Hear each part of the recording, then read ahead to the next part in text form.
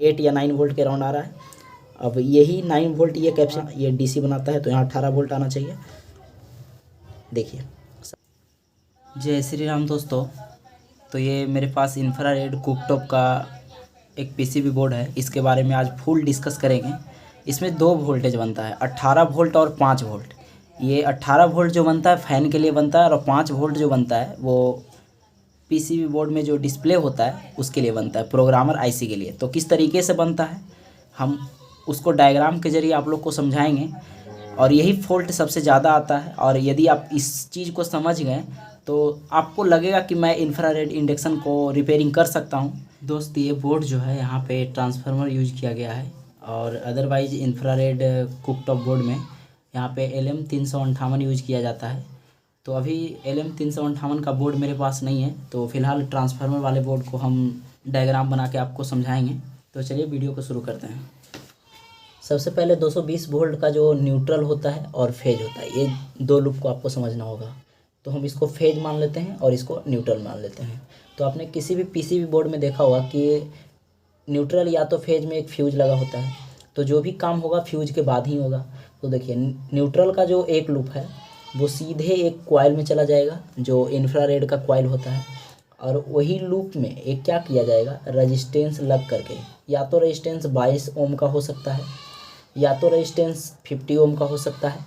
कोई भी ओम का हो वो लो वैल्यू का होगा और 1 वाट में होगा। तो ये रजिस्टेंस जो है फ्यूज का काम करता है।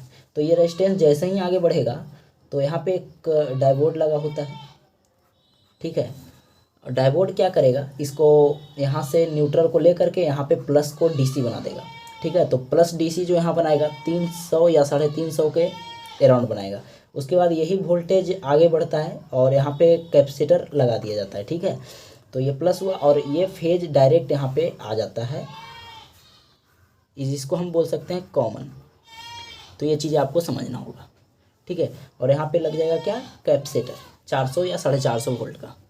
उसके बाद ये 300 वोल्ट जो प्लस का है वो आगे बढ़ेगा, और यहाँ पे एक ट्रांसफार्मर आप लोग को दिखेगा, उस पे चला जाएगा प्लस का 300 वोल्ट। अभी देखिए इसमें क्या होता है, यहाँ पे एक मॉसफेट आईसी लगा होगा 8 पिन का, ठीक है। ये क्या करेगा, मॉसफेट आईसी में एक जो लेग होगा वो कॉमन का आया हुआ रहेगा, और इधर से जो आउट करेगा वो मॉसफेट के थ्रू ट्रांसफार्मर पे जाएगा, ठीक है। अब यहाँ से इसका जो सेकेंडरी बाइंडिंग होता है इस तरीके से, इसमें 3 लूप निकला हुआ रहेगा, 1 और बीच से 2 और ये 3।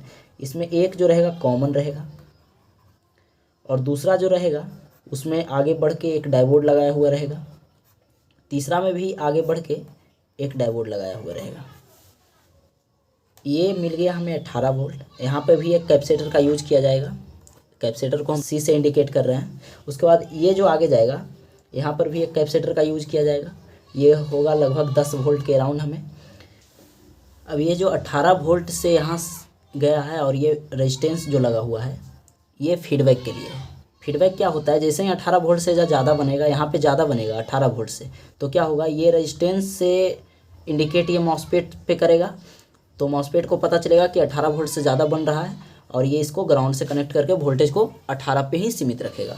तो हम यहाँ पे समझ गए कि 18 वोल्ट जो बना और ये 10 वोल्ट बना। ये जो 300 वोल्ट से एक और डायोड लगेगा इधर की ओर, ये जो है लो वोल्टेज के लिए, ठीक है। जब किसी कारणवश यहाँ पे ये 350 वोल्टेज नहीं बनता, या फिर यहाँ पे न्यूट्रल और फेज में वोल्टेज कम बनता है, तो यहाँ पे हमारा जो वोल्टेज पूरा नहीं हो पाता है, तो यहाँ से एक डायोड मारा गया अलग सेक्शन में, और ये रेजिस्टेंस के थ्रू ये मॉसफेट पे डाला हुआ रहता है। जो मॉसफेट को पता चलता है कि जो आने वाले न्यूट्रल और फेज है वो लो वोल्टेज में है, तो ये मॉसफेट उसी हिसाब से इसको फ्लैक्चुएट करवाता है, ठीक है।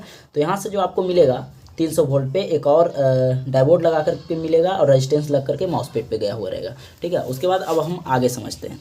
तो अब तक हमने देखा कि ये ट्रांसफार्मर्स के जो सेकेंडरी बाइंडिंग से 3 लूप निकल रहा था, एक हो रहा था कॉमन, और एक हो रहा था डायोड लग करके 10 वोल्ट के राउंड, और एक हो रहा था डायोड लग करके 18 वोल्ट के राउंड, ठीक है।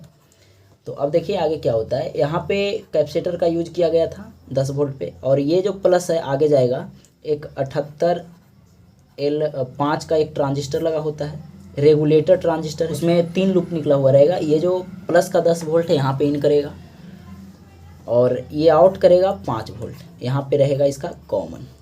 ठीक है, आपने एम्पलीफायर वगैरह में देखा होगा 7805 रहता है, तो उसी तरीके से यहाँ 78L5 करके रहता है, छोटा सा ट्रांजिस्टर रहता है। उसका काम होता है इधर से ये 10 वोल्ट ले करके 5 वोल्ट आउटपुट में देना, ये जाता है डिस्प्ले के लिए। ठीक है, समझ गए आप, जो आपका फिंगर का डिस्प्ले होता है उसमें। उसके बाद यहाँ पे क्या होता है, ये 18 वोल्ट में आप देखेंगे ये जो जाता है फैन के लिए जाता है, ये फैन का जैक है, तो 18 वोल्ट पे कैपेसिटर लग करके आएगा प्लस का पॉइंट फैन के जैक पे।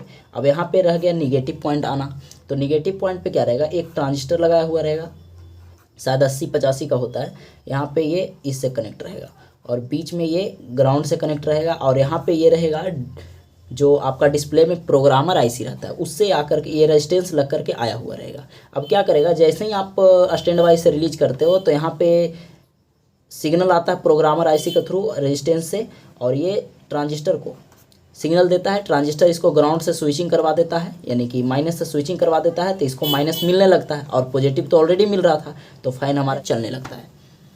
तो इस तरीके से कुछ काम कर रहा था इंडक्शन। उसके बाद देखिए दूसरा कंडीशन में हमने ये देखा कि जो न्यूट्रल का लूप था वो तो एक कॉइल में गया हुआ था और दूसरा जो 300 वोल्ट के लिए गया हुआ था।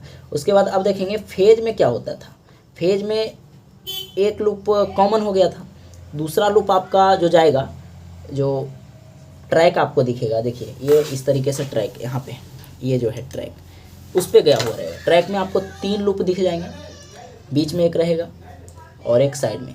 तो ये मान लिया जाए गेट हुआ और ये ड्रेन हुआ और ये सोर्स हुआ। तो गेट से जो सिग्नल आएगा, जैसे गेट्स में एक रेजिस्टेंस लगाया हुआ रहेगा, सिग्नल जो आएगा वो प्रोग्रामर आईसी के थ्रू आएगा। जैसे ही प्रोग्रामर आईसी को आप स्टैंड बाई से रिलीज करते हो तो यहाँ पे गेट पे सिग्नल इसको मिलने लगता है, तो ये ड्रेन टू सोर्स स्विचिंग करवाने लगता है और ड्रेन से जो आउट निकलेगा वो कॉइल पे जाएगा। तो आपने दूसरा लूप भी कॉइल को देख लिया और एक कॉइल का जो है कॉमन है। तो चलिए अब इसको हम प्रैक्टिकली समझते हैं। देखिए दोस्त, ये इसका न्यूट्रल है और ये फेज है, तो फेज से एक फ्यूज लग के डायरेक्ट गया है ये ट्रैक का सोर्स पे। अब देखिए यहाँ पे जैसा कि मैंने डायग्राम में बताया था कि यहाँ से एक रेजिस्टेंस लगा होगा, देखिए कितना ओम का रेजिस्टेंस है, ये लगभग 51 ओम का रेजिस्टेंस है। रेजिस्टेंस लगने के बाद ये फ्यूज का भांति काम करता है। एक डायोड लगा है, देखिए डायोड, ये डायोड है, देखिए डायोड से सीधा प्लस पॉइंट बनाया है और ये कैपेसिटर पे आ गया है यहाँ पे, और ये दूसरा जो कैपेसिटर का निगेटिव पॉइंट है वो फ्यूज के बाद से, यानी कि ये फेज से डायरेक्ट आकर के यहाँ से ये कैपेसिटर पे आ गई, जो कि ये कॉमन का काम कर रहा है। मतलब एक ही फेज पे यहाँ पे डायोड लगा करके डीसी बना दिया गया। जैसे देखिए ये कैपेसिटर यहाँ पे दिख जाएगा 400 वोल्ट का आपको, ठीक है। अब आगे देखते हैं, तो ये कैपेसिटर से क्या हो रहा है, डायरेक्ट प्लस का पॉइंट यहाँ पे आ रहा है ट्रांसफार्मर पे। देखिए अब हम यहाँ पे कह सकते हैं कि ट्रांसफार्मर जो है यहाँ पे, ये देखिए इस पे प्राइमरी वाइंडिंग पे प्लस का 300 वोल्ट आ रहा है। उसके बाद यही 300 वोल्ट पे एक और डायोड लग करके फिर से इसको डीसी बना करके क्या किया है, एक रेजिस्टेंस लगाकर फिर से वापस मॉसफेट पे डबल रेजिस्टेंस लगाया गया, जो कि मॉसफेट पे सेंड कर दिया गया, जो कि है लो वोल्टेज के लिए। तो इसको इग्नोर करेंगे हम, फिलहाल देखेंगे स्विचिंग सेक्शन को। तो अब देखिए प्लस का पॉइंट तो हमें ट्रांसफार्मर पे मिल गया। अब निगेटिव का पॉइंट देखिए, ये जो है कॉमन यहाँ पे आया है और ये मॉसफेट पे गया है। मॉसफेट पे क्या करता है, इसको ये यहाँ पे निगेटिव कभी देता है कभी छोड़ता है, मतलब फ्लैक्चुएट करवाता है। तो यहाँ से ये 2 पॉइंट जो मिलेंगे हमें, वो इस पे वोल्टेज फ्लैक्चुएट करते हुए मिलेंगे। तो अभी हम फिलहाल 300 वोल्ट को चेक करेंगे और ये फ्लैक्चुएट जो वोल्टेज करेगा उसको चेक करेंगे। तो चलिए इसमें सीरीज में डालते हैं, मल्टीमीटर को करेंगे 600 वोल्ट डीसी पे। अब इसमें हमने सीरीज में डाल दिया है, यहाँ देखिए यहाँ पे 300 वोल्ट आपको दिख रहा होगा। अब ये पॉइंट पे जैसे हम मल्टीमीटर को टच करेंगे तो वोल्टेज मिलेगा जो फ्लक्चुएट करते हुए मिलेगा। देखिए तो देख सकते हैं कभी वोल्टेज कमता है कभी बढ़ता है, 500 के राउंड जाता है, फिर 700 के, फिर 0 हो जाता है। ये जो 3 लूप है, एक हो जाएगा कॉमन, दूसरा जो होगा ये जाएगा डायोड लग कर 5 वोल्ट के लिए, और तीसरा जो लूप होगा वो यहाँ से ये प्रिंट यहाँ लग करके डायोड लग करके 18 वोल्ट के लिए जाएगा। तो मतलब 3 लूप में एक ग्राउंड हो गया, दूसरा 5 वोल्ट के लिए और तीसरा 18 वोल्ट के लिए। अब आपको पता होगा कि ट्रांसफार्मर जो आउट करके वोल्टेज निकालता है वो एसी निकालता है, तो इसको डीसी में बदलने के लिए देखिए यहाँ से एक डायोड यूज किया गया है और यहाँ से भी एक डायोड यूज किया गया है। तो ये डायोड जो हमें आउट करके देगा वो 5 वोल्ट यानी 10 वोल्ट डीसी आउट करके देगा, और यहाँ पे ये 10 वोल्ट ये ट्रांजिस्टर लिया है 78L5, और ये यहाँ से ले करके और बीच में ये ग्राउंड ले लेता है और इस लूप से हमें 5 वोल्ट आउटपुट करके देता है। और यहाँ से जैसे ही हम ये ट्रैक को टच करेंगे तो ये ट्रांसफार्मर से आया जो कि 18 वोल्ट के लिए यहाँ है, तो यहाँ पे 18 वोल्ट प्लस का बन गया है और ये डायरेक्ट चला गया ये कैपेसिटर पे, और यही प्रिंट आपको यहाँ फैन पे मिल जाएगा। ये देखिए ये फैन पे, अब प्लस का 18 वोल्ट फैन पे तो हमें मिल गया, तो माइनस का ग्राउंड मिलना चाहिए। तो देखिए माइनस एक ट्रांजिस्टर पे चला गया है, ये ट्रांजिस्टर है 80-85 का, और ये ट्रांजिस्टर पे बीच वाले लेग जो है ये यहाँ से आया है और ये यहाँ से रेजिस्टेंस मार करके ये सीधा डिस्प्ले पे चला गया। मतलब ये कह सकते हैं कि बीच वाला जो बेस है, बेस पे जब तक यहाँ पे हम प्रोग्रामर आईसी के थ्रू इसको सिग्नल नहीं देंगे, जब तक ये ग्राउंड से इसको स्विचिंग नहीं करवाएगा। ये जो ट्रांजिस्टर का ये पिन जो है ग्राउंड है, यहाँ से ये पिन यहाँ पे आया है और यही पिन यहाँ पे आ गया है, और ये देखिए ये यहाँ पे जो गया है ये ट्रांसफार्मर पे चला गया ग्राउंड पे। अब आगे देखिए ये जो वोल्टेज बन रहा था ये 18 वोल्ट, उससे एक रेजिस्टेंस लग करके देखिए यहाँ पे आया है और एक और रेजिस्टेंस लग करके यहाँ पे आया है, और ये सीधा चला गया मॉसफेट पे जो कि फीडबैक के लिए है। उसके बाद जैसे ही आप इस जैक को देखोगे यहाँ पे ये जो है सेंसर का है, तो एक जैक का एक वायर जो है यानी एक लूप जो है ग्राउंड से कनेक्ट रहेगा ट्रांसफार्मर का नेगेटिव ग्राउंड से यानी इस पॉइंट से, और दूसरा जो है प्रोग्रामर आईसी में गया हुआ रहेगा। जब तक ये दोनों शॉर्ट नहीं होगा तो प्रोग्रामर आईसी किसी को भी सिग्नल नहीं देगा, मतलब सारे सिस्टम को बंद रखेगा। जैसे ही हम सेंसर को लगाएंगे तो प्रोग्रामर आईसी को पता चल जाता है कि सेंसर काम कर रहा है, तो सारा सिग्नल को वो क्रिएट करता है।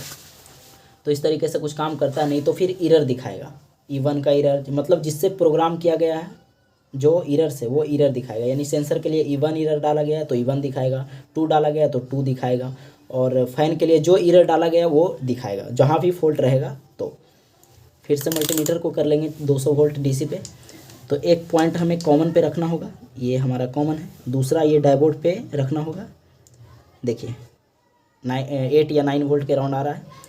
अब यही 9 वोल्ट ये कैपेसिटर पे गया है और ये पिन पे गया है, ये ट्रांजिस्टर पे गया। ट्रांजिस्टर ये कॉमन ले लिया है और दूसरा जो आउट कर रहा है वो 3 वोल्ट या 5 वोल्ट, देखिए 5 वोल्ट आ रहा है। अब इस वोल्ट को तो हम चेक कर लिया, अब देखिए 18 वोल्ट को चेक करेंगे तो ये आया है यहाँ पे एसी होगा, यहाँ पे वोल्टेज आपको नहीं बताएगा, यहाँ ये डीसी बनाता है तो यहाँ 18 वोल्ट आना चाहिए, देखिए 17 वोल्ट, और ये गया है फैन पे। तो प्लस का वोल्टेज हमें फ़ैन पे मिल गया और माइनस का वोल्टेज तो फ़ैन पे मिलेगा नहीं, क्योंकि ट्रांजिस्टर जब तक स्विचिंग नहीं करवाएगा जब तक ये यहाँ पे माइनस का वोल्टेज नहीं आएगा। तो अभी फ़िलहाल माइनस का वोल्टेज यहाँ आके ड्रॉप हुआ है, जब तक इस पर सिग्नल नहीं मिलेगा ये दोनों स्विचिंग नहीं होगा, और ये 5 वोल्ट है। तो इस तरीके से इसका 5 वोल्ट और 10 वोल्ट और 18 वोल्ट इसको बनता है। अब देखिए यहाँ पे ये जो है ट्रैक ट्रांजिस्टर है उस पर गेट है, गेट पे यहाँ से क्या किया है, ये रेजिस्टेंस लग करके यहाँ पे आया है, ये छोटा वाला ट्रांजिस्टर के पास। अब जब तक हम इस ट्रांजिस्टर पे यहाँ प्रोग्रामर आईसी के थ्रू यहाँ पे सिग्नल नहीं देंगे, ये देखिए यहाँ से ये सिग्नल आया है, ठीक है, ये रेजिस्टेंस से देखिए यहाँ से ये प्रिंट यहाँ पे गया है और ये रेजिस्टेंस से इस पे आया है। तो जब तक हम प्रोग्रामर आईसी के थ्रू इस रेजिस्टेंस पे यहाँ पे सिग्नल नहीं देंगे, जब तक ये ट्रांजिस्टर स्विचिंग नहीं होगा, और ये ट्रांजिस्टर स्विचिंग होगा तो ये इसको स्विचिंग करवाएगा, और यहाँ से ये ड्रेन टू सोर्स ये शॉर्ट होगा। शॉर्ट होने के कारण एक लूप तो कॉइल पे यहाँ से गया हुआ था और दूसरा लूप यहाँ से स्विचिंग होकर के यहाँ से हमें ये आउट करके निकाल के देगा। तो इस तरीके से ये काम करता है। तो यहाँ पे ये डिस्प्ले जो दिख रहा है आपको, इसमें डिस्प्ले कंट्रोलर और प्रोग्रामर दोनों इसी में इनबिल्ट है। तो इसको शॉर्टकट तरीके से बना दिया गया है क्योंकि लोकल बोर्ड है।